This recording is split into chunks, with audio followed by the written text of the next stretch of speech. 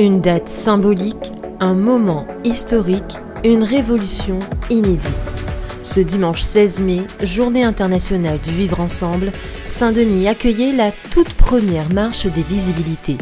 Une manifestation de la communauté LGBTQIA+, de La Réunion, destinée comme son nom l'indique à donner de la visibilité aux personnes lesbiennes, gays, bi, trans, queer, intersexes ou encore asexuelles. Denicité Mag y était, retour sur non pas une journée, mais un week-end d'action militante contre les discriminations au cœur du chef-lieu.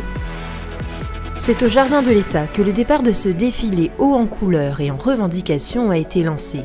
Organisé par l'association Requeer et d'après une idée originale de Brandon Gerkara, cette première marche des visibilités vient mettre en lumière l'existence d'une communauté qui ne demande qu'une chose, être vue et acceptée telle qu'elle est.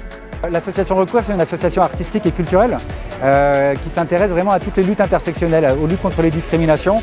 Voilà, donc évidemment LGBTQIA+.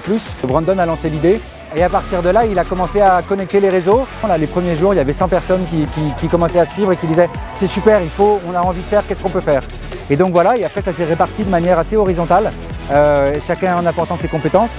Nous existe, Zod les pas plus, nous les pas moins, autant de slogans percutants et colorés, scandés par une foule de 1000 personnes ayant fait le déplacement pour soutenir la cause, défendre les droits et les libertés de chacun. Stéphane, non-binaire, n'aurait raté cette occasion pour rien au monde.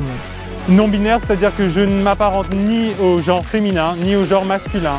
Franchement, c'est le début d'une toute autre chose, autant pour moi que pour tous les gens qui sont réunis ici aujourd'hui. C'est déjà un acte de revendication et je pense qu'il est important d'avoir cette information, de véhiculer ces images de gens qui sont soudés, qui s'aiment et qui veulent juste être acceptés comme ils sont. Emma, femme transgenre, espère, elle, faire changer la mentalité des Réunionnais, mais reste lucide sur le chemin qu'il reste à parcourir.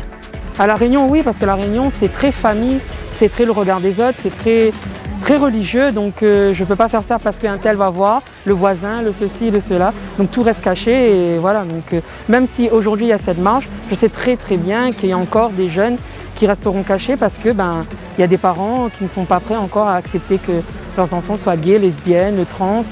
Partenaire fort de cette manifestation, Saint-Denis a marché aux côtés de ces jeunes et moins jeunes, sujets trop souvent aux discriminations. Pour s'émanciper, chaque individu a besoin de se sentir libre et respecté. Elle œuvre donc au quotidien pour la création de structures et de dispositifs promouvant la tolérance. Pour nous, c'était une évidence. Déjà, on est la première ville à avoir un service dédié à la lutte contre les discriminations. On va faire une convention avec l'association Horizon et on aura à Saint-Denis le premier centre de ressources pour les publics LGBTQ+. Ça va vraiment permettre à que ce soit des jeunes qui ont des questions à se poser ou souvent également des parents de jeunes qui peuvent parfois être un petit peu perdus. Et dans ce lieu-là, ils auront toutes les réponses. Autre temps fort de ce week-end aux couleurs du drapeau LGBTQ+, la réalisation d'un clip sous les chandeliers de l'ancien hôtel de ville. Réalisé par l'association Horizon qui lutte contre l'exclusion, ce clip met en scène Louise, artiste transgenre et marraine de l'association, entourée d'autres membres de la communauté. On voulait quelque chose d'un peu plus festif pour l'occasion du 17 mai, en fait, pour faire quelque chose d'un un peu sympa, où on favorise la visibilité, parce que dans le clip de Louise était déjà très bien. Mais là, on se disait, on va montrer un peu tout le monde, on va montrer les gens, les queers de La Réunion, et c'était l'occasion de faire quelque chose d'un petit peu plus sympa, quoi, pour le coup. L'association Horizon m'a proposé de faire un lip-sync avec différents représentants de la communauté LGBT sur une chanson que j'ai écrite il y a quelques années et qui m'a notamment servi à faire mon coming out trans auprès du public qui me connaissait déjà.